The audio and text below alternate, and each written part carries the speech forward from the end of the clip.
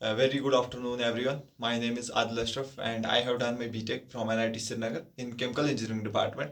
So today we are going to start the very important chapter, which is the electrostatics. Electrostatics जो है ये class 12 का सबसे पहला चैप्टर है और ये बहुत इंपॉर्टेंट होता है, चाहे आप आईआईटी जेई या नीट की बात अगर करेंगे। ठीक है, तो पहले हम स्टार्ट करते हैं इलेक्ट्रोस्टैटिक्स क्या है। तो सबसे पहले अगर हम जानेंगे इलेक्ट्रोस्टैटिक्स, स्टैटिक्स मतलब होता है जो भी चीज जो रेस्ट में होता है उसको हम स्टैटिक्स बोलते हैं। यानी कि इलेक्ट्रो मीन्स चार्ज, अगर हम स्टडी कर रहे हैं चार्ज को रेस्ट पे तो उसको हम इलेक्ट्रोस्टैटिक्स बोलते हैं। क्या पढ़ेंगे बेटा इस चैप्टर में? इस चैप्टर में हम पढ़ेंगे जब चार्ज रेस्ट में होगा, जब चार्ज रेस्ट पे होगा उस टाइम वो कैसे बिहेव करेगा, क्या क्या कैसे वो इलेक्ट्रिक फील्ड प्रोड्यूस करेगा, वो सब हम इस चैप्टर में पढ़ेंगे। इसी चैप्टर को हम बोलते हैं इलेक्ट्रोस्टैटिक्स। इसके बाद हम पढ़ते हैं मैग्नेटिज्म, जब जो है चार्ज मोशन में आता है। ठीक है, लेकिन इस चैप्टर में सिर्फ हमें पढ़ना है इलेक्ट्रोस्टैटिक्स, यानी कि जब चार्ज रेस्ट पे होगा उसी को हम बोलते हैं इलेक्ट्रोस्टैटिक्स। तो सिंपल क्या लिखोगे आप? Study of charge at rest. मैंने इसलिए पहले लिख के लाया है ताकि जो वीडियो की लेंथ है थोड़ी कम हो जाए और आपको अच्छे से समझ आ जाए। ठीक है, इसके बाद आप बोलोगे ठीक है आपने बोला study of charge at rest, but ये चार्ज होता क्या है? एग्जैक्टली चार्ज है क्या? तो अगर मैं आपको सिंपली समझाऊंगा, चार्ज एक इंट्रिंसिक प्रॉपर्टी होती है। अब आप बोलोगे इंट्रिंसिक प्रॉपर्टी क्या होती है? इंट्रिंसिक प्रॉपर्टी वो प्रॉपर्टी होती है जो बाय नेचर, जो कुदरती होती है किसी चीज में। जैसे मेरे अगर मैं देखूंगा अपना मास फॉर एग्जाम्पल 60 kg, तो अब ये कुदरती है। ठीक है, ये मैं नहीं बोल सकता हूं क्यों है। उसी तरीके से जो चार्ज है किसी भी बॉडी में बाय नेचर होता है, अब जो होता है हम नहीं बोल सकते क्यों है। ठीक है, लेकिन ये चार्ज होने की वजह से क्या होगा वो हम बता सकते। अगर किसी बॉडी के ऊपर चार्ज है तो वो क्या, वो अगर किसी बॉडी के पास चार्ज है तो वो इलेक्ट्रिक और मैग्नेटिक फील्ड या तो प्रोड्यूस कर सकती है या तो एक्सपीरियंस कर सकती है। प्रोड्यूस कैसे? फॉर एग्जांपल अगर इस पार्टिकल के पास चार्ज नहीं है और अगर मैं इसको इलेक्ट्रिक या मैग्नेटिक फील्ड में रखूंगा तो इस पर कोई असर नहीं पड़ेगा, बिल्कुल असर नहीं पड़ेगा। लेकिन अगर मैं इस पार्टिकल को इलेक्ट्रिक या मैग्नेटिक फील्ड में रखूं और इस पे चार्ज हो तो ये डिफ्लेक्ट होगा, इस पे कुछ फोर्सेस लगेगी। दैट मीन्स अगर मुझे देखना होगा किसी पार्टिकल के पास चार्ज है या नहीं है, मैं उसको किसी इलेक्ट्रिक या मैग्नेटिक फील्ड में रखूंगा। अगर वो उस इलेक्ट्रिक या मैग्नेटिक फील्ड में डिफ्लेक्ट हुआ दैट मीन्स उसके ऊपर चार्ज है। क्या आपको समझ आ गया? चार्ज है क्या? चार्ज होती है एक इंट्रिंसिक प्रॉपर्टी यानी कि जो कुदरती होती है किसी भी चीज में। समझ आ गया? ठीक है, इसकी वजह से क्या होता है, अगर किसी के पास चार्ज होगा तो वो इलेक्ट्रिक एंड मैग्नेटिक फील्ड को एक्सपीरियंस करेगा या प्रोड्यूस करेगा। ठीक है, तो अगर नहीं होगा तो नहीं करेगा। समझ आया? इसके बाद जो यूनिट होता है चार्ज का, जो एसआई यूनिट होता है उसको हम कूलम बोलते हैं। क्या बोलते हैं? कूलम, और सी से दिखाते हैं। समझ आ गया?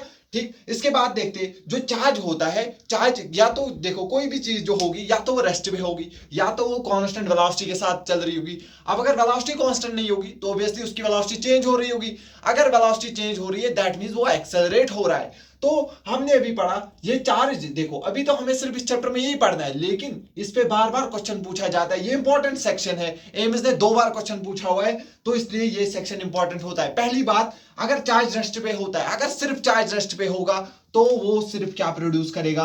वो सिर्फ इलेक्ट्रिक फील्ड प्रोड्यूस करता है। क्या करता है बेटा? सिर्फ प्रोड्यूस इलेक्ट्रिक फील्ड। अगर वो चार्ज रेस्ट पे है तो सिर्फ इलेक्ट्रिक फील्ड प्रोड्यूस करेगा, याद रखना, सिर्फ इलेक्ट्रिक फील्ड प्रोड्यूस करेगा। तो जब आप देखोगे पूरे इलेक्ट्रोस्टैटिक्स में हम मैग्नेटिज्म या किसी और चीज की बात नहीं करते। क्यों नहीं करते? क्योंकि हम चार्ज एट रेस्ट की बात करते हैं। तो अगर चार्ज रेस्ट पे है तो डेफिनेटली वो सिर्फ इलेक्ट्रिक फील्ड ही प्रोड्यूस कर पाएगा। ठीक है, लेकिन सर अगर इलेक्ट्रिक फील्ड अगर ये चार्ज मूव कर रहा होगा एक कांस्टेंट वेलोसिटी के साथ, किसके साथ मूव कर रहा होगा? एक कांस्टेंट वेलोसिटी के साथ, तो क्या होगा? तो ये इलेक्ट्रिक फील्ड भी प्रोड्यूस करता है और ये मैग्नेटिक फील्ड भी प्रोड्यूस करता है। ये दोनों फील्ड प्रोड्यूस करता है बेटा मेरा। क्या क्या प्रोड्यूस करेगा? इलेक्ट्रिक फील्ड भी प्रोड्यूस करेगा और मैग्नेटिक फील्ड भी प्रोड्यूस करेगा। लेकिन कब? अगर ये कांस्टेंट वेलोसिटी के साथ चल रहा है। क्या इतना समझ आया?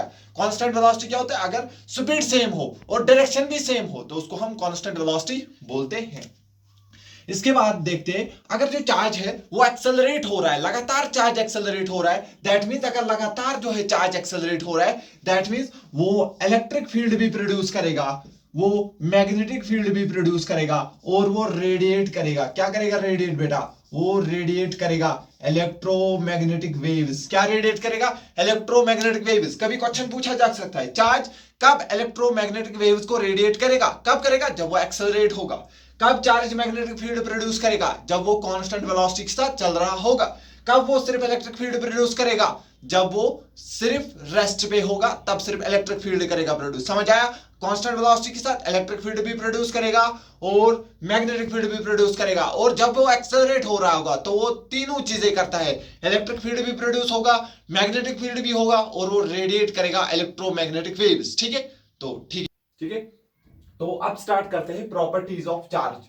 तो चार्ज की प्रॉपर्टीज को अब हम पढ़ेंगे। सबसे पहला जो है चार्ज की सबसे पहली प्रॉपर्टी जो होती है, चार्ज हमारे पास एक स्केलर क्वांटिटी होता है। स्केलर क्वांटिटी दैट मींस इसके पास सिर्फ मैग्नीट्यूड होगा, इसके पास कोई भी डायरेक्शन नहीं होगी। दैट मींस इसीलिए हम बोलते हैं जो चार्ज है वो स्केलर क्वांटिटी होती है। इसके बाद हम पढ़ते हैं जो चार्ज है उसमें दो टाइप होता है। एक टाइप होता है चार्ज का पॉजिटिव, एक टाइप होता है चार्ज का नेगेटिव। कब चार्ज पॉजिटिव होगा और कब चार्ज नेगेटिव होगा? देखो, पॉजिटिव चार्ज हम बोलते हैं जब भी किसी बॉडी को, अगर आप देखोगे ये कोई मेटल है, ठीक है, या ये कोई मेटल बॉडी है जो न्यूट्रल है, जो क्या है? न्यूट्रल। अगर इसको कोई इलेक्ट्रॉन छोड़ के चला जाएगा तो इस पे पॉजिटिव चार्ज आता है। दैट मींस अगर ये किसी को इलेक्ट्रॉन देगा या इसको इलेक्ट्रॉन छोड़ के चला जाएगा तो इसके ऊपर पॉजिटिव चार्ज आता है। तो पॉजिटिव चार्ज किसकी वजह से आता है? डेफिशिएंसी ऑफ इलेक्ट्रॉन की वजह से। दैट मींस पॉजिटिव चार्ज आता है यहां पे डेफिशिएंसी ऑफ इलेक्ट्रॉन की वजह से। तो ये इलेक्ट्रॉन जिस मेटल के ऊपर जाएगा, ये इलेक्ट्रॉन जिस मेटल के ऊपर जाएगा उस मेटल के ऊपर नेगेटिव चार्ज आएगा। जो देता है हमेशा उसके ऊपर पॉजिटिव चार्ज आता है, और जो लेता है उसके ऊपर नेगेटिव चार्ज आता है। दैट मींस इलेक्ट्रॉन चला गया, इलेक्ट्रॉन एक्सेस में आ गया। अगर इलेक्ट्रॉन एक्सेस में आ गया that means excess of electron की वजह से ही नेगेटिव चार्ज आता है। That means it is the excess of electrons, excess of electron. ठीक है, यहां तक समझ आ गया?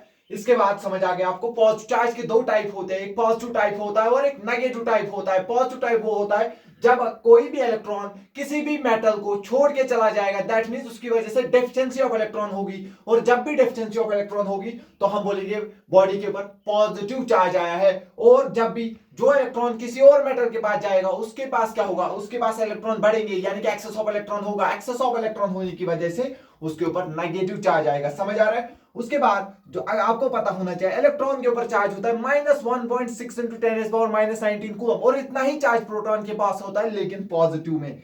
ये आपको समझ आ गया? इसके बाद हमें डायमेंशन निकालने पड़ते हैं। चार्ज का क्या डायमेंशन होगा? तो डायमेंशन निकालने के लिए आपको पता होगा, आपने क्लास 10th में पढ़ा होगा, जो करंट होता है वो होता है rate of change of charge per unit time, यानी कि चार्ज किस रेट से चेंज हो रहा है वही करंट होता है। यानी कि हम लिख सकते हैं करंट क्या बराबर होगा? Charge upon time. Charge upon time, तो क्या मैं यहां से लिखता हूं चार्ज होगा I इंटू टी, चार्ज होगा current into time, current into time. Current के डायमेंशन हमें पता होता है एम्पियर, और टाइम का डायमेंशन होता है टी। तो that means dimension of charge होता है A into T, dimension of charge होता है ए इंटू टी। इतना आपको समझ आ गया?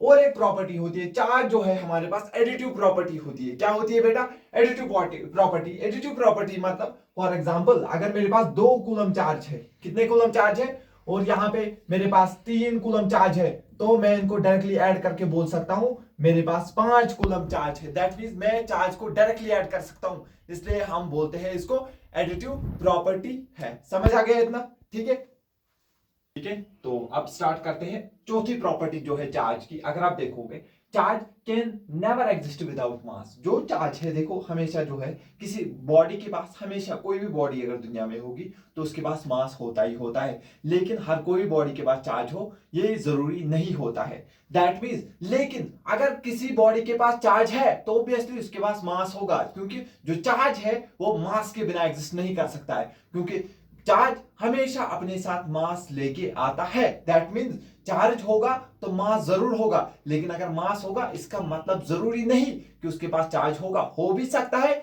नहीं भी हो सकता है, बट एक बार आपने कहा बॉडी के पास चार्ज है तो उसके पास मास जरूर होगा, लेकिन अगर खाली मास होगा तो चार्ज हो भी सकता है, नहीं भी हो सकता है। ये इंपॉर्टेंट पॉइंट है। हम क्या बोल सकते हैं? Charge can never exist without mass. Charge जो है मास के बिना एग्जिस्ट नहीं कर सकता है, ठीक है। लेकिन चार्ज है तो मास होगा, अगर चार्ज है तो मास होगा, लेकिन अगर मास है तो चार्ज हो भी सकता है, नहीं भी हो सकता है। ये मैंने आपके लिए लिखा है, इससे आपको ज्यादा याद रहेगा। इसके बाद अगर आप देखोगे मास जो होता है वेरिएंट होता है, और जो वेलोसिटी और जो चार्ज होता है वो इनवेरिएंट होता है। अब आप बोलोगे सर ये क्या आपने दिखाया, वेरिएंट इनवेरिएंट ये क्या होता है? देख बेटा कुछ नहीं होता है। वेरिएंट क्या होता है? जो स्पीड के साथ चेंज होगा। फॉर एग्जांपल अगर ये मास रुका हुआ है तो इसका मास कुछ होगा। अगर मैं इस मास को स्पीड ऑफ मतलब ऐसी वेलोसिटी के साथ चलाओ जो अप्रोच करेगी वेलोसिटी ऑफ लाइट को। समझ आ रहा है? फॉर एग्जांपल 3 × 10⁻⁷ यानी कि वेलोसिटी ऑफ लाइट के नजदीक। अगर इसका फॉर एग्जांपल अभी मास है 20 ग्राम 30 ग्राम, लेकिन अगर मैं इसको velocity of speed, velocity of sound के साथ, सॉरी वेलोसिटी ऑफ लाइट के साथ अगर मैं इसको चलाऊंगा, वेलोसिटी ऑफ लाइट के साथ चलाऊंगा, तो इसका मास चेंज होगा, इसका मास चेंज होगा। दैट मींस मास जो है वो वेरिएंट होता है। दैट मींस अगर रुका हुआ है तो मास कुछ और हो सकता है, अगर चलेगा तो मास कुछ और होगा, लेकिन वो स्पीड बहुत ज्यादा होनी चाहिए, तकरीबन वेलोसिटी ऑफ लाइट के आसपास होना जरूरी है। समझ आ गया? दैट मींस अगर रुका हुआ है तो मास कुछ और है, चल रहा है तो मास कुछ और है। दैट मींस मास जो है ये वेरिएंट है। वेरिएंट मतलब वेरी हो रहा है। किसके साथ वेरी हो रहा है? स्पीड के साथ। अगर रुका हुआ है तो कुछ अलग मास, चल रहा है तो कुछ अलग मास। दैट मींस ये वेलोसिटी पे डिपेंड करता है, तो इसीलिए हम इसको वेरिएंट बोलते हैं। तो इनवेरिएंट क्या होता है? चार्ज के साथ ऐसा नहीं होता है। नहीं, चार्ज के साथ बिल्कुल ऐसा नहीं होता है। अगर मेरे पास 2 कूलम चार्ज है और ये रेस्ट पे है, 2 मीटर के साथ चल रहा है, 3 मीटर के साथ, स्पीड ऑफ लाइट के साथ चल रहा है, कुछ फर्क नहीं पड़ेगा, कुछ फर्क नहीं पड़ेगा, क्योंकि ये हमेशा कांस्टेंट रहता है, ये हमेशा कांस्टेंट रहता है। लेकिन मास जो है वो चेंज होता है। देखो, अगर मैं यहाँ पे रेस्ट मास डालूंगा 1 - v²/c², ये होता है किस स्पीड के साथ मैं मास को चला रहा हूं, किस स्पीड के साथ। जो अलग अलग स्पीड तो मास अलग अलग, स्पीड अलग मास अलग, स्पीड अलग मास अलग। ये हम रिलेटिविटी थ्योरी में पढ़ते हैं। समझा? अभी इतना डिटेल में आपको जानने की जरूरत नहीं, बस आपको इतना पता होना चाहिए, अगर जो मास है वो वेरिएंट है, यानी कि वो स्पीड के साथ चेंज होता है, वो स्पीड के साथ चेंज होता है। लेकिन बेटा जो चार्ज होता है वो स्पीड के साथ चेंज नहीं होता है। एक बार मेंस ने क्वेश्चन पूछा था, एक जो है चार्ज ऑफ इलेक्ट्रॉन हमें पता होता है 1.6 × 10⁻⁻19 कूलम होता है। इन्होंने कहा इसी इलेक्ट्रॉन को वेलोसिटी ऑफ स्पीड की हाफ, मतलब जितनी वेलोसिटी ऑफ स्पीड होती है उसकी हाफ स्पीड पे चलाएंगे, तो बताइए इसके ऊपर नया चार्ज कितना आएगा। तो बहुत सारे ऑप्शन थे। एक ऑप्शन था चार्ज रहेगा सेम, चार्ज सेम ही रहेगा, क्योंकि मैंने आपको बोला स्पीड कुछ भी हो, स्पीड कुछ भी हो, चार्ज पे असर नहीं पड़ता है, तो इसी को बोलते हैं चार्ज हमारे पास इनवेरिएंट होता है। दैट मींस अगर उसने आपको किसी बॉडी का चार्ज दे दिया और बोला इस वेलोसिटी के साथ उस वेलोसिटी के साथ चलाया, कोई फर्क नहीं पड़ेगा, चार्ज रहेगा सेम, चार्ज रहेगा सेम। बहुत बढ़िया, तो ये चीजें आपको समझ आ गई। इसके बाद आप देखो, अगर हम देखेंगे इसके बाद आपके बोर्ड्स में भी एक डेफिनेशन आती है जिसको हम बोलते हैं कंजर्वेशन ऑफ चार्ज। वो आपको बोलेगा बेटा आप डिफाइन करिए कंजर्वेशन ऑफ चार्ज। और conservation of charge Chhathi property होती है किसकी? चार्ज की। कंजर्वेशन ऑफ चार्ज क्या होता है? इसका मतलब होता है ना तो हम चार्ज को बना सकते ना ही डिस्ट्रॉय कर सकते, ना बना सकते ना डिस्ट्रॉय कर सकते, बट हम चार्ज को एक फॉर्म से दूसरे, एक बॉडी से दूसरे बॉडी में ट्रांसफर कर सकते हैं। दैट मींस चार्ज को ट्रांसफर किया जा सकता है एक बॉडी से दूसरी बॉडी में, बट हम चार्ज को ना तो क्रिएट कर सकते ना तो डिस्ट्रॉय कर सकते। इसीलिए मैंने लिखा है फॉर एन आइसोलेटेड सिस्टम, लेकिन वो सिस्टम अलग होना चाहिए। आइसोलेटेड सिस्टम के लिए ना तो हम चार्ज को क्रिएट कर सकते ना ही डिस्ट्रॉय कर सकते। इस पे क्वेश्चन कभी कभी ऐसे पूछ सकता है, फॉर एग्जांपल हमारे पास एक बॉडी है ए जिसके ऊपर चार्ज था 6 कूलम, और बॉडी बी है जिसके ऊपर चार्ज था 8 कूलम, और हमने इनको क्या किया? हमने इनको टच कराया, टच कराने के बाद फिर से सेपरेट किया, फिर से सेपरेट किया, हमने देखा ए पे आया 7 कूलम चार्ज, तो बी पे कितना होगा? तो बी पे कितना होगा? बिल्कुल, अरे यार चार्ज कंजर्व है, चार्ज कंजर्व है मतलब जितना चार्ज पहले होगा उतना ही चार्ज बाद में होगा। पहले इन दोनों का चार्ज अगर मैं ऐड करूं 6 और 8 होंगे 14, तो बाद में भी चार्ज होना चाहिए 14। अगर एक पे 7 आया तो ऑब्वियसली दूसरे पर भी 7 ही आएगा। कभी कभी वो क्वेश्चन ऐसे आपको देगा, ठीक है, 3 चार्जेस का, फॉर एग्जांपल आपको उसने 3 चार्ज दे दिए, ठीक है, एक का है 2 कूलम, ठीक है, और दूसरा चार्ज है इसके ऊपर है 3 कूलम, और एक चार्ज है जिसके ऊपर चार्ज है 5 कूलम। इसको मैं नाम दूंगा ए, इसको नाम दूंगा बी, इसको नाम दूंगा सी। आराम से देखना, मैंने इनको फिर से टच करवाया, सबको एक बार सबको टच करवाया, उसके बाद सबको अलग कर दिया हमने, एक बार इसको शेक किया, रब किया पूरे डब्बे को, उसके बाद अलग कर दिया। अलग करने के बाद देखिएगा हमारे पास फिर से ये 3 पार्टिकल आए, ए बी और सी, ए बी और सी। जब हमने देखा ए पे आया 3 कूलम, बी पे आया 4 कूलम, तो बोल रहा है सी पे कितना आएगा? तो देख पहले कितना था, 2 और 3 5, और 5 और 5 हो गए 10, तो पहले चार्ज था 10 कूलम, बाद में भी चार्ज होगा 10 कूलम, इस पे आया 3, इस पे आया 4, टोटल आया 7, तो बचा कितना? तो इस पे भी चार्ज होगा 3 कूलम। क्या आपको समझ आ गया? ठीक है, तो इसके बाद हम डिस्कस करते हैं। ठीक है, तो अब हम देखते हैं क्वांटाइजेशन ऑफ चार्ज। जो सातवीं प्रॉपर्टी होती है चार्ज की, उसको हम बोलते हैं क्वांटाइजेशन ऑफ चार्ज। लेकिन क्वांटाइजेशन ऑफ चार्ज आपको बोर्ड में अलग से दिया जा सकता है, 2 या 3 नंबर का। आपको बोला जा सकता है define the quantization of charge. Quantization of charge समझने से पहले मैं आपको समझाऊंगा क्वांटाइजेशन क्या होता है। क्वांटाइजेशन सिंपली आप समझिए, जो भी कोई चीज जो फिक्स्ड अमाउंट में प्रेजेंट होगी उसको ही हम क्वांटाइजेशन बोलते हैं। क्या बोलते हैं क्वांटाइजेशन? अगर कोई भी चीज जो फिक्स्ड अमाउंट में प्रेजेंट होगी, किसमें होगी प्रेजेंट? फिक्स्ड अमाउंट में, उसी को हम बोलते हैं quantization of charge. For example अगर मैं भी किसी बच्चे को बोलूंगा जा बेटा एक बिस्किट का पैकेट लेके आ, वो ले लाएगा, आराम से ला सकता है। लेकिन अगर मैं उसको बोलूंगा दुकानदार के पास जाके आपको एक बिस्किट लाना है, क्या वो लाएगा? वो थप्पड़ खा के आएगा वापस। क्या आएगा? थप्पड़ खा के। क्योंकि मैक्सिमम जो है छोटा से छोटा वो एक बिस्किट ला सकता है, 10 रुपए का, 5 रुपए का, लेकिन वो एक बिस्किट नहीं ला सकता है क्योंकि एक बिस्किट फिक्स्ड अमाउंट में प्रेजेंट नहीं है। जो सबसे छोटा पैकेट है दुकानदार के पास, वो एक बिस्किट का पैकेट है जिसमें 5 बिस्किट होंगे, 6 बिस्किट, लेकिन वो पूरा पैकेट उसको दे सकता है। या तो वो उसको एक बिस्किट का पैकेट देगा, या 2 या 3 या 4, वो उसको 1 या 2 बिस्किट नहीं दे सकता है, 1 या 2 बिस्किट नहीं दे सकता है। इसको आपको ध्यान में रखना है। वैसे ही जो है किसी भी बॉडी के ऊपर हम अगर चार्ज देंगे, किसी भी बॉडी के ऊपर अगर हम चार्ज देंगे तो वो क्या देख सकता है? या तो वो 1 इलेक्ट्रॉन को लूज करेगा, या 2 इलेक्ट्रॉन, या 3 या 4, यानी कि इंटीग्रल मल्टीपल ऑफ इलेक्ट्रॉन को ही लूज करके उसके ऊपर चार्ज आएगा। दैट मीन जो चार्ज होगा वो हमेशा इंटीग्रल मल्टीपल होगा इलेक्ट्रॉन्स का। किसका होगा? या तो उस पे ऊपर n इलेक्ट्रॉन आ गए होंगे, या तो n इलेक्ट्रॉन निकल गए होंगे। या तो उस पे 2 इलेक्ट्रॉन निकलेंगे, 3 निकलेंगे, 4 निकलेंगे, 4.5 नहीं, 4.5 नहीं निकल सकते। या तो 4 या तो 5, 4.5 नहीं निकल सकते। सिर्फ इंटीग्रल मल्टीपल वाले इलेक्ट्रॉन, या तो आपको 4 इलेक्ट्रॉन दे दो या 4 इलेक्ट्रॉन ले लो। आप आधा अधूरा इलेक्ट्रॉन नहीं दे सकते, ना ही ले सकते हो। समझ आ गया? दैट मीन जब भी चार्ज ट्रांसफर होगा या तो वो n इलेक्ट्रॉन दे के होगा या n इलेक्ट्रॉन लेके होगा, लेकिन हमेशा इंटीग्रल मल्टीपल्स में ही होगा। इसके ऊपर बाद में आपको क्वेश्चन भी दिए होंगे बोर्ड में, आप सिंपल डेफिनेशन लिखोगे। क्वांटाइजेशन मींस होता है anything which is available in the fixed amount, anything which is available in the fixed amount. उसके बाद अगर आप देखोगे जो स्मॉलेस्ट चार्ज होता है जो इंडिपेंडेंटली एग्जिस्ट करता है वो होता है चार्ज ऑफ इलेक्ट्रॉन। आप बोलोगे इससे छोटे चार्ज भी है, क्रॉक्स वगैरह होते, लेकिन वो इंडिपेंडेंटली एग्जिस्ट नहीं करते। अगर वो इंडिपेंडेंटली एग्जिस्ट नहीं कर सकते तो हम उनको कंसिडरेशन में नहीं ले सकते। हमें यहां पे देखना है जो इंडिपेंडेंटली एग्जिस्ट करेगा, इंडिपेंडेंटली एग्जिस्ट करेगा, और जो सबसे छोटा होगा वो होता है charge of electron. That means या तो यानी कि इन्हीं इलेक्ट्रॉन्स का ट्रांसफर यहां पर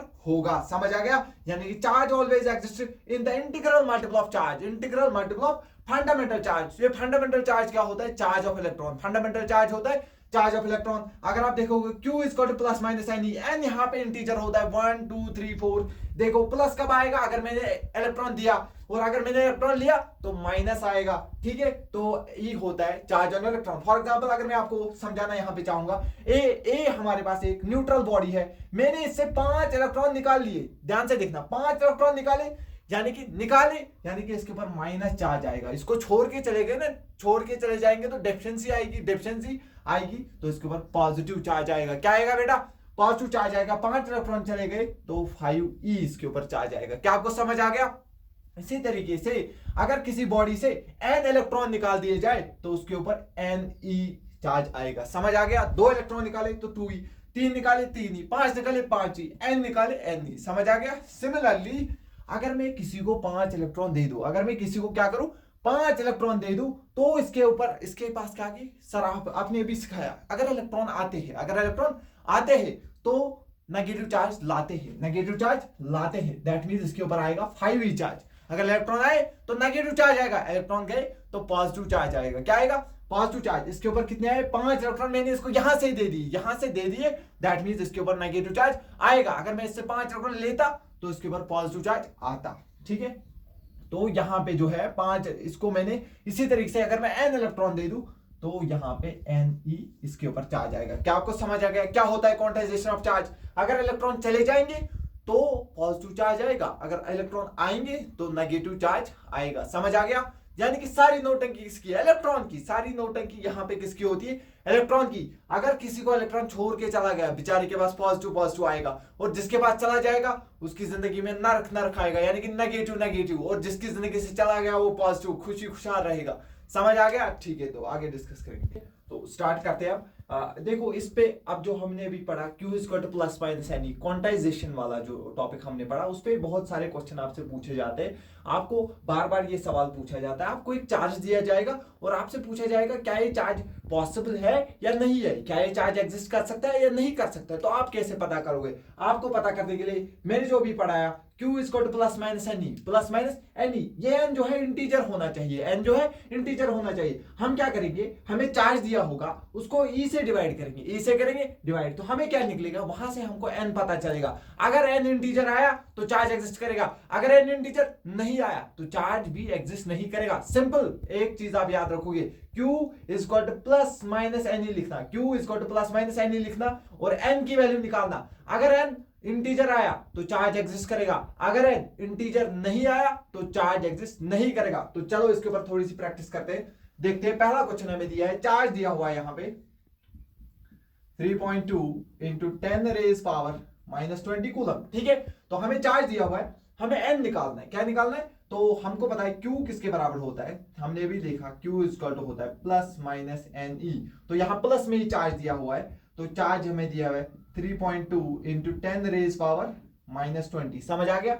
डिवाइड बाई, अगर मैं इसको ई यानी कि चार्ज ऑफ इलेक्ट्रॉन कितना होता है 1.6 इंटू 10 रेज पावर माइनस 19, क्योंकि यहाँ पे सिर्फ हम मैग्नीट्यूड निकाल रहे हैं, माइनस वाली वैल्यू नहीं डालेंगे, तो यहां से हमें एन निकालना है। समझ आया? जो चार्ज दिया हुआ है उसको एक इलेक्ट्रॉन के चार्ज से डिवाइड करना है। तो अगर एन हम अगर देखेंगे अभी, अगर ये इंटीजर आया तो एग्जिस्ट करेगा, अगर नहीं आया तो नहीं एग्जिस्ट करेगा। देखो 1.61 जा 1.62 जा, समझ आ गया। तो एन हमें फिलहाल आ गया ऊपर 2, तो ऊपर चार्ज है इंटू में इसको 10 रेज पावर माइनस 20, तो ये ऊपर चढ़ता है तो ये बनेगा ऊपर 19 प्लस 19, ठीक है। नीचे माइनस में था, ऊपर बनेगा प्लस 19, समझ आ गया। ये आ गया 2, ये आ गया 2, तो 19 में से जब 20 माइनस होंगे तो ये बचेगा 10 raise power minus 1, 10 raise power minus 1 यानी कि ऊपर 10 रेज पावर माइनस 1 को मैं डिवाइड में 10 लिख सकता हूं, तो ये आ जाएगा 1/5। 1/5 जो है वो इंटीजर नहीं होता है, ये तकरीबन 0.2 आएगा जो इंटीजर नहीं होगा। ये वैल्यू होती है 0.2 और 0.2 इंटीजर नहीं होता है, इंटीजर होता है 1 2 3 4 0 -1 -3 -4, ये इंटीजर नहीं है, दैट मींस ये चार्ज जो है एग्जिस्ट नहीं करेगा। अब हम देखते हैं दूसरा चार्ज जो हमें दिया हुआ है, तो देखते हैं। पहला हमारा हो गया, पहला एग्जिस्ट नहीं करेगा, तो दूसरा अब हम चार्ज देखेंगे। तो हमें कितना दिया हुआ है 3.2 इंटू 10 रेज पावर माइनस 19, ठीक है। तो जितना चार्ज दिया हुआ है उस चार्ज को एक इलेक्ट्रॉन के चार्ज से डिवाइड करना है। किससे करना है डिवाइड? एक इलेक्ट्रॉन के चार्ज से। देखो 1.61 जा 1.62 जा 10 रेज पावर माइनस 19, ये दोनों एक जैसे हैं तो कैंसिल हो जाएंगे, तो n आ गया 2, n आ गया 2, तो n क्या आ गया 2, 2 एक इंटीजर होता है, दैट मींस ये चार्ज जो है ये एग्जिस्ट करेगा। समझ आ गया? ठीक है। तो अब हम देखते हैं इसके बाद तीसरा वाला पार्ट। आपको समझ आ रहा है ना? आसान, बिल्कुल। तो तीसरा वाला पार्ट है, हमारे पास कितना चार्ज दिया हुआ है, एक मिनट रुकिए। तो चार्ज हमारे पास है 4.8 इंटू 10 रेज पावर माइनस 20, समझ आ रहा है। एक इलेक्ट्रॉन का चार्ज होता है 1.6 इंटू 10 रेज पावर माइनस 19, तो यहां से हमें n की वैल्यू मिलती है 1.61 जा 1.64 जा, या सॉरी 3 आएगा, समझ आ गया। तो ये 19 ऊपर चढ़ेगा, ऊपर बच गया 3, ऊपर बच गया 3, यहां पे है 10 रेज पावर माइनस 20, समझ आ गया। ये 19 जब ऊपर चढ़ेगा ये प्लस हो जाएगा, क्या हो जाएगा? प्लस हो जाएगा। तो ये देखो n हमको मिलती है, यहां बच गया 3, यहां बच गया 19 में, देखो 20 में से 19 माइनस करेंगे तो 10 रेज पावर माइनस 1 बच गया। 10 रेज पावर माइनस 1 जैसे ही बचेगा तो आपकी घंटी बजनी चाहिए। तो ये क्योंकि डिवाइड में आएगा, 3 को डिवाइड करेंगे 10 से तो ये आता है 0.3। 0.3 कभी भी इंटीजर नहीं होता, हमारे टाइम पे तो नहीं था इसलिए अभी भी नहीं होगा, ठीक है। तो दैट मींस अगर ये इंटीजर नहीं है that means it is not the charge, this charge can not exist. तो ये चार्ज जो है एग्जिस्ट नहीं कर सकता है, तो इसलिए मैं इनको यहां पर भी मिटा रहा हूं, ये यहां पर भी एग्जिस्ट नहीं करेंगे बोर्ड पे, समझ आया? तो इनको कोई भी हक नहीं है। चौथा क्वेश्चन अब हम देखेंगे, हमें चार्ज दिया है 6.4 इंटू 10 रेज पावर माइनस 16, कितना चार्ज दिया है 6.4 इंटू 10 रेज पावर माइनस 19। क्या करेंगे? अभी मैंने सिखाया आपको डिवाइड करना है एक इलेक्ट्रॉन के चार्ज से। 1.6 इंटू 10 रेज पावर माइनस 19, ये 1 जा 4 जा, समझ आ गया। 6.1 6.4 4 बार करोगे तो आप पहुंचोगे 6.4 के पास, यहाँ पे 4 बच गया ऊपर ऊपर बचा हुआ है 10 रेज पावर माइनस 16। आप बोलोगे सर अब खुद करेंगे, आप मत दिखाओ। देखो ये जो 19 नीचे है ये ऊपर जाएगा, ये बनेगा प्लस 19। क्या बनेगा? प्लस 19। ये बन गया 4। तो ठीक है, 10 रेज पावर 19 में से 16 गए तो यहाँ पे प्लस 3 बच गया। प्लस 3 मतलब 1000 होता है, यानी कि 3 0 इसके ऊपर चिपका दो। 4000, 4000 तो आराम से इंटीजर होता है। अगर ये इंटीजर है that means it will exist, it will exist. तो अब हम देखते हैं और एक जो पांचवा पार्ट है हमारे पास। देखिए पांचवा पार्ट, चार्ज हमें दिया हुआ है 8 इंटू 10 रेज पावर माइनस 19। ठीक है, एक इलेक्ट्रॉन का charge 1.6 into 10 raise power minus 19। अभी मैंने आपको सिखाया ये दोनों एक जैसे है तो कट जाते हैं, एक जैसे है तो कट जाएंगे। तो ये होगा 1 जा, ये होगा 5 जा, 5 टाइम्स कटेगा 1.6 से। और जब उसको 5 बार हम कैलकुलेट करेंगे तो ये आएगा 8, तो n आ गया 5। जब भी n 5 आता है तो ये इंटीजर होता है, integer that means it will exist. समझ आ गया? आपको समझ आ गया? क्या याद रखना है? Plus minus q equal to n ही। तो n निकालना है। n कैसे निकालोगे? जो चार्ज दिया हुआ है उसको ऊपर डिवाइड, जो एक इलेक्ट्रॉन का चार्ज है उससे डिवाइड करना है। कितना चार्ज दिया हुआ है उसको डिवाइड करना है एक इलेक्ट्रॉन के चार्ज से, वहां से n मिलेगा। अगर वो n इंटीजर आया, अगर वो n इंटीजर आएगा तो चार्ज एग्जिस्ट करेगा, अगर वो n इंटीजर नहीं आया चार्ज एग्जिस्ट नहीं करेगा। और जब भी इलेक्ट्रॉन किसी चीज को छोड़ के चला जाता है बेचारे की जिंदगी में पॉजिटिव पॉजिटिव आता है। क्या आता है? Positive positive. और जब वो किसी की जिंदगी में चला जाता है, किसी की जिंदगी में चला जाता है, यानी कि किसी भी मेटल के बाद जब इलेक्ट्रॉन चला जाएगा तो उसकी जिंदगी में न रखा जाता है, नेगेटिव नेगेटिव आता है। समझ आ गया? तो इसके बाद कुछ और देखते हैं इसके बाद। ठीक है, तो अब हम डिस्कस करेंगे। देखो ऐसा क्वेश्चन आपको कभी कभी देखने को मिलेगा, कह रहा है इफ 20 इलेक्ट्रॉन्स आर रिमूव्ड, एक न्यूट्रल बॉडी है उससे मैंने 20 इलेक्ट्रॉन जो है निकाल दी, ध्यान रखना निकाल दी, 20 इलेक्ट्रॉन निकाल दिए तो उसके ऊपर क्या आएगा? पॉजिटिव चार्ज आएगा। दैट मींस उसके ऊपर चार्ज आएगा प्लस 20 E। कितना चार्ज आएगा उसके ऊपर? प्लस 20 E, क्योंकि 20 इलेक्ट्रॉन्स उससे निकाल दिए हैं तो 20 इलेक्ट्रॉन्स का चार्ज उसके ऊपर आएगा, यानी कि प्लस 20 E। तो अगर इसको आपको कूलम में कन्वर्ट करना होगा तो आप करोगे 20, और एक इलेक्ट्रॉन का चार्ज होता है 1.6 into 10 raise power minus 19 coulomb. यहाँ पे मैं सिर्फ मैग्नीट्यूड लिख रहा हूँ। ठीक है, आप बोलोगे आपने माइनस क्यों नहीं लिखा? सिर्फ मैग्नीट्यूड लिख रहा हूँ। समझ आ रहा है? ठीक है, तो ये आपको समझ आ गया। ठीक है, क्लियर हुआ यहाँ तक? ठीक है, तो इसके बाद हम करते हैं जो चार्ज की 8वीं प्रॉपर्टी होती है, तो जो जनरली आपको पढ़ा के यही प्रॉपर्टी आपको पढ़ा के खत्म किया जाता है। बोलता है बस ये 2-3 प्रॉपर्टी पढ़ा दी, बस इतनी नहीं होती है, बहुत सारी प्रॉपर्टी होती है चार्ज की, और हर एक प्रॉपर्टी जो है हमें पढ़नी पड़ती है। अगर हम देखेंगे 8वीं प्रॉपर्टी कहती है अगर दो लाइक चार्ज होंगे, एक जैसे चार्ज जो होंगे वो रिपल करते हैं, और जो नेगेटिव चार्ज, जो अलग अलग टाइप, एक पॉजिटिव एक नेगेटिव, अलग अलग प्रकार के चार्ज एक दूसरे को क्या करते हैं बेटा? अट्रैक्ट करते हैं। जैसे आप देखोगे, अगर आप कहीं पे देखोगे, कॉलेज में देखोगे, दो जो छोरे होते हैं वो आपकी उनकी आपस में उतनी नहीं बनती है। आप देखोगे वो दूर दूर भागते हैं, एक छोरा दूसरे छोरे से दूर दूर भागता है। लेकिन छोरा छोरी जो होते हैं, आप देखोगे ग्रुप में 3-4 लड़कियां होती है, 2-3 लड़कियां होती है, तो उनके पास बॉन्डिंग बड़ी खतरनाक होती है, क्योंकि जो अनलाइक चार्ज है वो ज्यादा, ये नेचर की प्रॉपर्टी है, वो ज्यादा अट्रैक्ट करते हैं as compare to like charges. Like charges उतना अट्रैक्ट नहीं करते हैं। आपको समझ आ गया? यानी कि यहां पे देखो उसी तरीके से आप समझो, जैसे लड़का होता है, लड़का आप समझ सकते हो, लड़के को आप समझो, जैसे ही पॉजिटिव चार्ज दिखेगा आप समझना ये छोरा है। क्या है? ये छोरा है। ठीक है, और जैसे ही नेगेटिव चार्ज दिखेगा समझ लेना ये छोरी है। सॉरी, लड़कियों को मत बुरा लगा होगा, मैंने उनको छोरी बोला, नेगेटिव चार्ज बोला उनको, उस पर तो बुरा नहीं लगेगा, लेकिन नेगेटिव चार्ज पे थोड़ा बुरा लग सकता है। इस पे कंप्रोमाइज करिएगा, क्योंकि अदरवाइज नहीं लेना, क्योंकि इससे आपको समझ में ज्यादा आएगा। जितना समझ में ज्यादा आएगा उतना आप अच्छे से सवाल कर पाओगे, ये इसलिए बोलना जरूरी होता है। देखो ये दोनों एक जैसे हैं, दो छोरे एक दूसरे को जब देखते तो दूर दूर भागते। क्या भागते? दूर दूर भागेंगे तो ये करेंगे रिपल, ये करेंगे रिपल, एक्सेप्ट वो दो छोरे दोस्त ना हो। दोस्त के अगर दोस्त होंगे फिर वो दूर दूर नहीं भागते, अदरवाइज दूर ही भागते। एक पॉजिटिव एक नेगेटिव, एक पॉजिटिव एक नेगेटिव, तो लड़कों के कान यहाँ पे खड़ा हो गए होंगे, क्योंकि एक पॉजिटिव एक नेगेटिव, उनको दिख गया एक छोरा और उन्होंने इमेजिन किया होगा अपनी छोरी, तो ये बोलेंगे इधर होगा अट्रैक्शन, इधर होगा अट्रैक्शन। और यहाँ पे दोनों ही नेगेटिव है, तो नेगेटिव होने मतलब नेगेटिव नहीं समझिएगा, दोनों ही एक जैसे है तो दोनों में होगा रिपल्शन। दोनों में क्या होगा? रिपल्शन। क्या आपको समझ आ गया? सिंपल आपको याद रखना है, पॉजिटिव चार्ज छोरा, नेगेटिव चार्ज छोरी, एक जैसे होंगे तो रिपल्शन, अलग अलग होंगे तो अट्रैक्शन। आप देखो ये क्वेश्चन एक बार पूछा गया था, दोनों सेम चार्ज होगा तो इनके बीच में क्या चीज पॉसिबल है? इनके चीज में पॉसिबल है एक ही चीज है, आर, यानी कि रिपल्शन। ठीक है, एक नेगेटिव एक पॉजिटिव, इनके बीच में एक ही चीज पॉसिबल, अट्रैक्शन। एक नेगेटिव एक पॉजिटिव, अट्रैक्शन, दोनों सेम तो होंगे रिपल्शन, तो होंगे रिपल्शन। क्या आपको क्लियरली ये समझ आ गया? ठीक है, तो आगे अभी देखते हैं। ठीक है, तो स्टार्ट करते हैं आप मेथड्स ऑफ चार्जिंग। चार प्रॉपर्टीज थी चार्ज की, सारी हमने डिस्कस कर ली अच्छे से।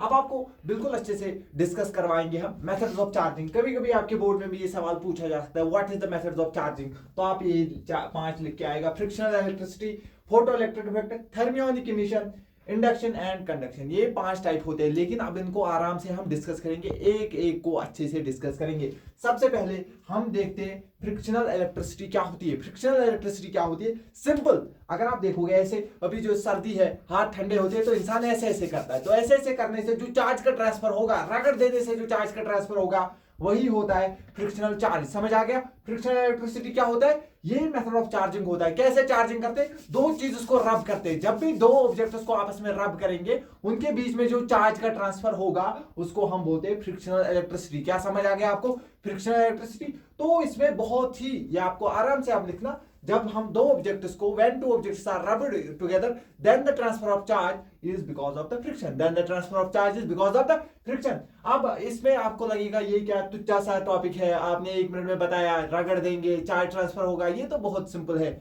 लेकिन इसमें आपको बहुत से जबरदस्त जो नेचर में फिनोमेना होते हैं, वो इसी से समझ आते हैं। जैसे आपने देखा होगा लाइटनिंग, जैसे लाइटनिंग, एकदम से लाइटनिंग कैसे आती है? लाइटनिंग कैसे आती है? आप देखो, ये हमारे पास होते हैं एक टाइप से, आप समझिए एक साइड से क्लाउड होता है और दूसरे साइड का जो क्लाउड होता है, ये दो क्लाउड क्या करते हैं? आपस में टकराते हैं। जब हवा चलती है, ये दो क्लाउड आपस में क्या करते हैं? टकराते हैं। टकराने की वजह से इनमें थोड़ी सी रबिंग होगी। क्या होगी? थोड़ी सी रबिंग। जैसे ही थोड़ी सी रबिंग होगी, किसी एक के बेचारे के पास ज्यादा इलेक्ट्रॉन चले आएंगे, ज्यादा इलेक्ट्रॉन चले आएंगे तो इसके ऊपर नेगेटिव चार्ज आएगा, और लेकिन ऑब्वियसली वो दूसरे क्लाउड से भाग गए होंगे तो उसके ऊपर क्या आएंगे?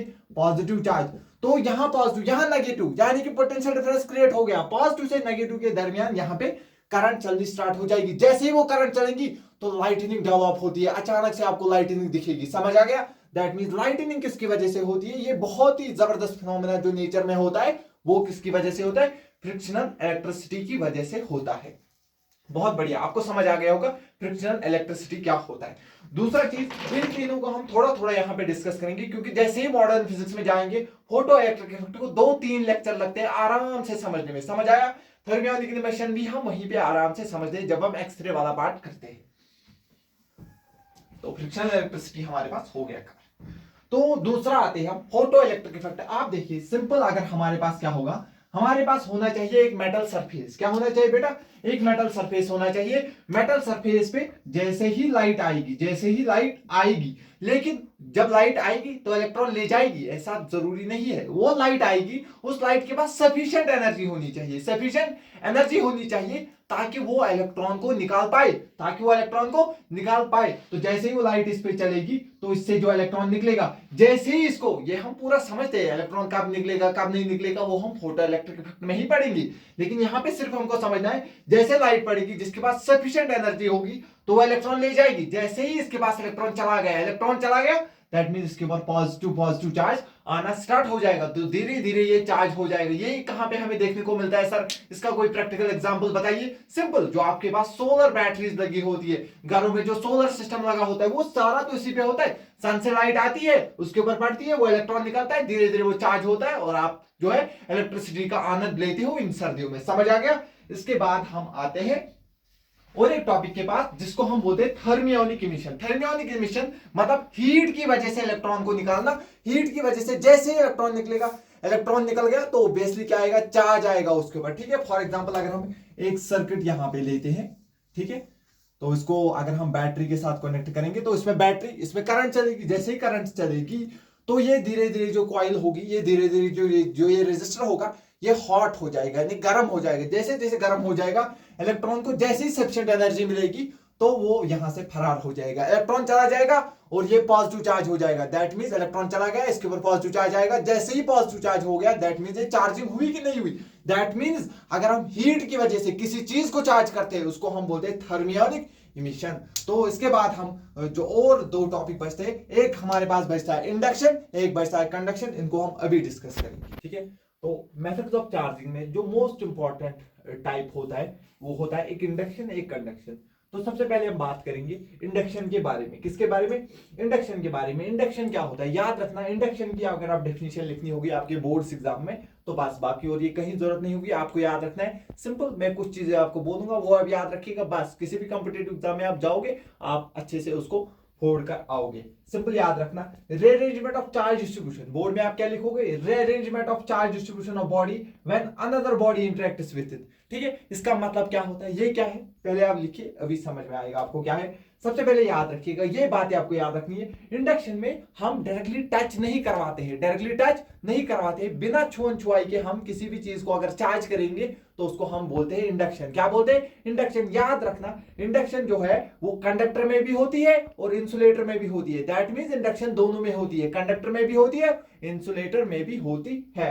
तो सबसे पहले अभी मैंने आपको बोला दोनों में होती है, अब दोनों में कैसे होती है वो मैं आपको समझाऊंगा। पहले हम समझेंगे in case of conductor, conductor में कैसे होता है। फॉर एग्जांपल हमारे पास दो न्यूट्रल बॉडीज है, फॉर एग्जांपल ये एक बॉडी है ए, ये एक बॉडी है बी, दोनों न्यूट्रल बॉडी है। अगर न्यूट्रल बॉडी है जितना पॉजिटिव चार्ज होगा उतना ही नेगेटिव चार्ज इनके पास होगा, जितना पॉजिटिव होगा उतना नेगेटिव होगा, और ये न्यूट्रल होंगे। सिमिलरली जितना इसके पास नेगेटिव उतना ही इसके पास पॉजिटिव चार्ज भी होगा। इसके बाद मैंने क्या किया, इन दोनों को नजदीक लाया, इन दोनों को नजदीक लाया और टच करवाया। अभी आप बोलोगे सर आपने तो बोला टच नहीं करवाना है बिना टचिंग के, लेकिन मैं इन दो न्यूट्रल बॉडीज को टच कर रहा हूं।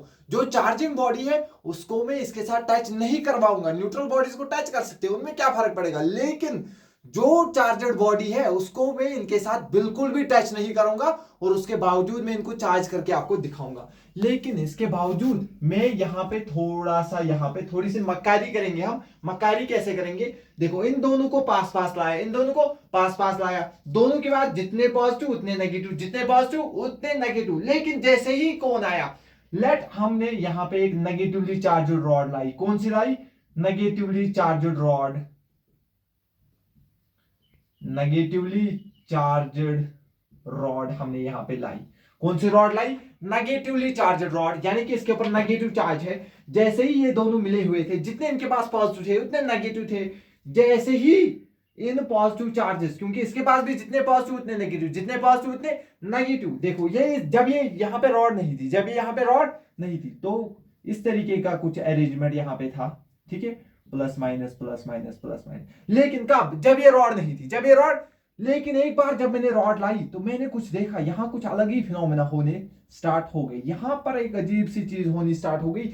जैसे ही यहां पे नेगेटिव आया, सारे जो पॉजिटिव चार्ज है, यानी कि फॉर एग्जांपल आप समझो ये बस आ गई, जिस बस में लड़कियां हैं तो सारे लड़के, अभी यहाँ पे जितने लड़के थे उतने, मानो ये 2 क्लासरूम थे, जितने इसमें लड़कियां थी उतने लड़के, जितने लड़कियां उतनी लड़कियां, यानी कि न्यूट्रल ओवरऑल। जैसे ही उन्होंने देखी, पास से एक बस गुजरी जिसमें सिर्फ लड़कियां थी, यानी कि नेगेटिव चार्ज, सारे लड़के जो है वो मुंह उठा के यहां पर आ गए, यानी कि सारा पॉजिटिव चार्ज कहां आ गया? यहां पे सारा पॉजिटिव चार्ज यहां पे, और लड़कियां जो है वो दूर भाग गई क्योंकि वो तो रिपल होगी। तो सारा नेगेटिव चार्ज यहां, सारा नेगेटिव चार्ज, सारा पॉजिटिव चार्ज वहां, सारा। लेकिन मैंने बस वहीं पे रखी, बस वहीं पे रखी, मैंने दो इन क्लासरूम्स को डिवाइड कर दिया, दोनों क्लासरूम्स को क्या कर दिया?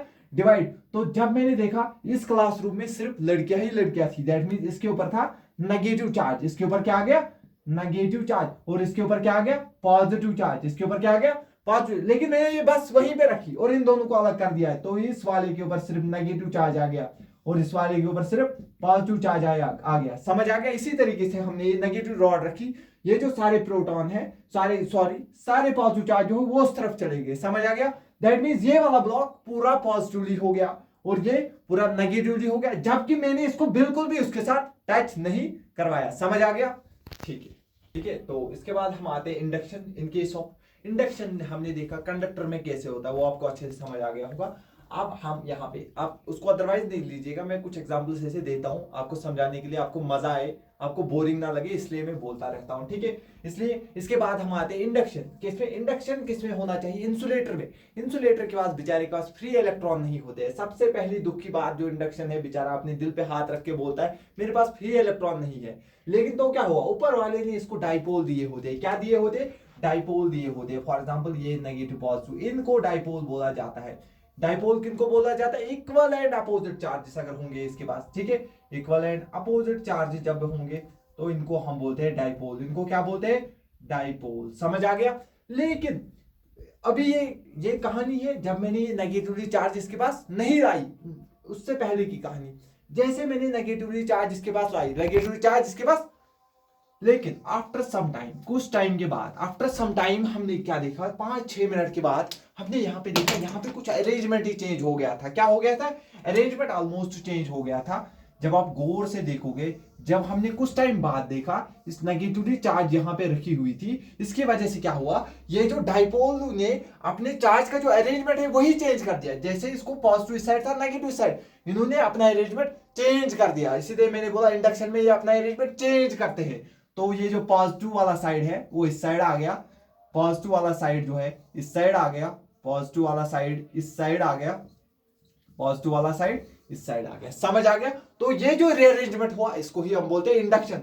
और अब आप देखोगे इनके बीच में अट्रैक्शन हो रही होगी। कुछ टाइम बाद आप देखोगे ये एक दूसरे को पास पास खींच रहे होंगे। जब भी ये दो चीजें तभी एक दूसरे को पास पास खींचेगी जब वो चार्ज होगी। ये बेचारा पहले न्यूट्रल था, लेकिन अब जो कुछ टाइम के बाद इसके चार्ज ने अपना अरेंजमेंट चेंज किया, थोड़ा अरेंजमेंट चेंज करने की वजह से ऑब्वियसली ये थोड़ा सा चार्ज हुआ, तो इसीलिए हमने देखा कुछ टाइम बाद ये अट्रैक्ट करते हैं। तो ये होता है चार्जिंग इन इंडक्शन। समझ में आ गया? इंडक्शन में कैसे चार्ज होता है? कंडक्शन की वजह से। इसके बाद हम देखते हैं अगले लेक्चर में, हम देखेंगे कंडक्शन और कूलम्ब्स लॉ। आई होप ये आपको अच्छे से समझ आ गया होगा, और जहां पे समझ नहीं आ गया होगा वहां पे आप कमेंट करिएगा, तो मैं उसको अगले वीडियो में लेने की कोशिश करूंगा। Thank you.